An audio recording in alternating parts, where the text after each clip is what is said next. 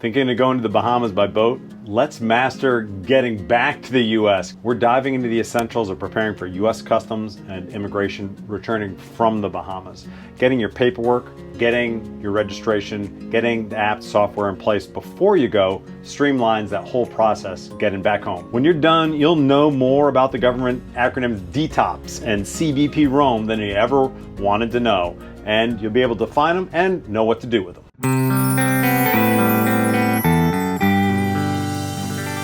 I'm Dave, a former 100-ton U.S. Coast Guard license holder who worked in the Bahamas for years on the liveaboard dive boat Sea Fever. Going to the Bahamas is really nostalgic for me because of the time I spent there. I love sharing my experience with friends and family. So I want to have this information for myself so that I have the rules in one place, and also for other people. The rules change all the time, so we want to put the most recent information in one place so you have a quick reference the next time you're heading to the Bahamas by boat. It's sad that one of the keys to unlocking the beauty of the Bahamas is going through the monotony of filling out paperwork on a website. But the DTOPS site's not really difficult, and DTOPS, just so you know, stands for Decal, Transponder Online Procurement System. This step's crucial for smooth reentry for boats over 30 feet when they're coming back to the U.S. from the Bahamas. For smaller vessels under 29 feet, you're not required to have the DTOPS registration or decal, so you can just focus on the CBP ROAM portion of this video. Make sure you have that app downloaded.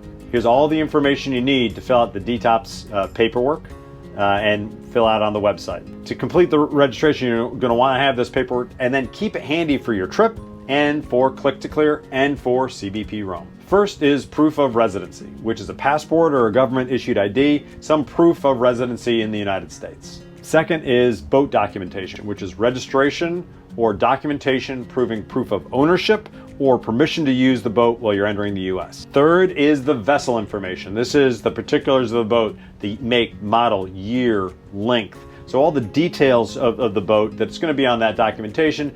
Fourth is the payment information, which is used to purchase the decal and register your vessel to come back into the U.S. We keep all of our documentation handy in this case on board. When we're traveling, we put the passports in there, but it always has our vessel documentation. We kind of keep this handy so when we're traveling, we have easy access to it. We're going to need this for all three steps, which is DTOPS, it's for CBP ROAM, it's for the Click to Clear, and then finally it's going to be actually entering the Bahamas and actually returning to the U.S. So gather it, get it one place, and you'll have it easily accessible. All this paperwork handy, let's dive into the DTOPS website. The link to the DTOPS website is below, so you can just click on that to go start filling out this paperwork. When you get on the website, you're going to want to go private vessel, pay user fee.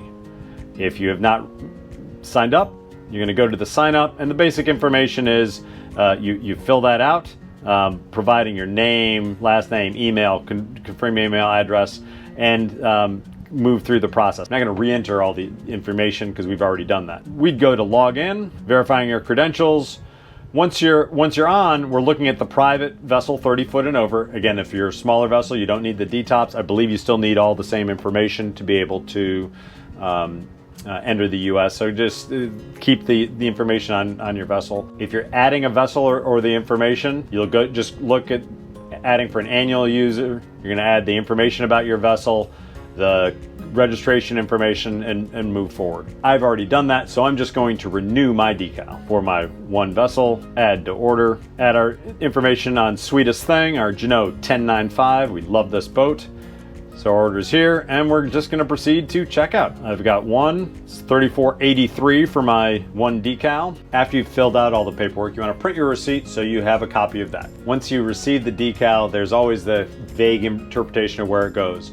The decal instructions say, place decal on the outside of the conveyance within 18 inches of the normal boarding area where it's visible when doors or hatches are open. We place our decal just outside the salon, so when you come on board, we have the decal there. It's easy to see just as you're walking on board Sweetest Thing. If you had decal placement ideas or examples on your boat, share those in the comments so other people have an idea where to place them. We're halfway through this setup with U.S. Customs and Border Patrol, So we've registered the vessel. Stick around while we go through registering with CBP ROAM, the app that you'll use when you come back into the country. Before we dive into that, share your experience going through customs when coming back to the US so other people can learn from that. So if you got stories of dealing with US Customs or Border Control coming in by boat, put them in the comments and share them so other people can learn from them. If you find this guide helpful, give us a like, share it for further reference. Let's move to the CBP ROAM. We're gonna have it, it's an app, so you're gonna download the app on your phone. First thing to do, check the link. There's the app to download that. So what is CBP ROAM? It's the Customs and Border Protection Reporting Offsite Arrival Mobile app. On the screen here, here's the list of the documents you're going to need. You're going to want to gather the documents you're going to need to fill this out. You don't need to do this until you're getting ready to arrive, but it's pretty easy to set up and make sure you have all the information. When I've traveled with my friends, I made them send me everything so I could enter it into the app ahead of time, and it made sure they all knew where their passports were. 1, you want your travel documents. Passports for all passengers on board, or visa or entry documents for any non-US citizens on board. Number 2, you want the vessel information. This is the vessel name, the registration, and the home port, and the vessel type and specification. So that's going to be the length, the color, the make, the hull ID number, so the specifics of the vessel. Number 3, you're going to want to have your vessel ID number, so that's the decal that you got with DTOPS if you're over 30 feet. Number 4 is going to be the itinerary information. That's going to be your departure and return location, so where you traveled to, and it's going to be the date and time. Number 5, it's personal information for all passengers. That's the full name, date of birth, and nationality. They're government-issued ID numbers, so the passport information you have, so you want all that information in one place. And number 6, the contact information of the responsible party, the captain of the vessel. So whoever's filling out this paperwork, all your contact information. So with the CBP ROAM app, we're going to log in on our phone after you've downloaded it. It'll go through the steps of logging you in. So you want to set up any of the information you need to be able to log in and log in. They send their one-time passcode, all the two-factor authentication you could possibly want. I have the authentication app set up, so I need to use my authenticator. Then you click on Report Arrival. I'm going to give the example of adding a mode of travel. You're going to go pleasure boat if you're adding that. The mode of travel would be the make, the year, registration country, your registration number. I use my Coast Guard ID number, the name of the boat, the length of the boat, the flag country, which is US. So we would go through and enter all that information if you're going for a new trip, or if you have your boat, we can just enter it right in. So the arrival details, where am I coming into? So what port are you going to arrive into? You want to get the nearest port there. Last country visited, so that'd be the Bahamas in this case. Declarations, have commercial merchandise? No. Carrying lots of money? No. So there's the information if you're going to do your arrival. The modes of travel, we have that entered. Travelers, these are all the people, my friends that I've traveled with before on one of the last trip. If you want to enroll people, that's verified travel, which is TSA. So my wife and I have that. It seems to be easier to anytime we can get in. So you will fill out ahead of time the traveler information. Just add traveler. You're going to scan the document, which you can do with a picture of it. But if you have the documents, it's easier, and it'll read in all the information for each person. I did that ahead of time. Again, part of that was I was trying to make sure I had all my friends' information and they knew where it was, because we were meeting in South Florida to go on the trip. But I added all the people ahead of time, even though you don't need it till the end. I did the documentation ahead of time, even though you don't need that till the end. The app is pretty self-explanatory.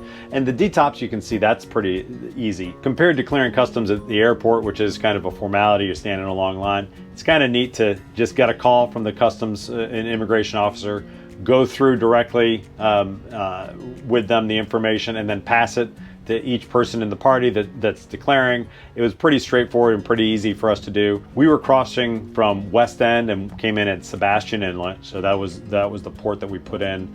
We're heading to Cape Canaveral. When you come in range of the US or you have internet service, you're able to use your phone to connect to the customs agent. It's basically a FaceTime call, and they'll interview you as the captain of the vessel, and then you'll pass it to each of your passengers, and then you'll clear customs right on the phone. It's a lot simpler than when you're going through at an airport. It was pretty straightforward, and it's nice having all the information in one place. So that's the first leg of our journey to the Bahamas. Before we ever go, we make sure we have our DTOPS decal so our boat's ready to come back, and we have the CBP ROAM app so that our people are ready to come back into the US. Since you've gathered all that paperwork, keep it all together, because you're gonna need that for the click to clear, which is your cruising permit that you wanna set up ahead of time going into the Bahamas. That's our next video. And you're also gonna want that for your actually clearing when you go in. So having all that paperwork in one location, you've gathered it, keep it all together, because you're gonna need it for the click to clear online process, and you're gonna need it when you enter the country and go through immigrations and customs in the Bahamas. That's our third video. You can check out this video, which is the click to clear, the next in this 3-part series, or you can check out some more insights on travels and boat trips that we've taken on board, our 1095 Sweetest Thing. Until next time on the water, get smarter, be safe, and keep living the dream.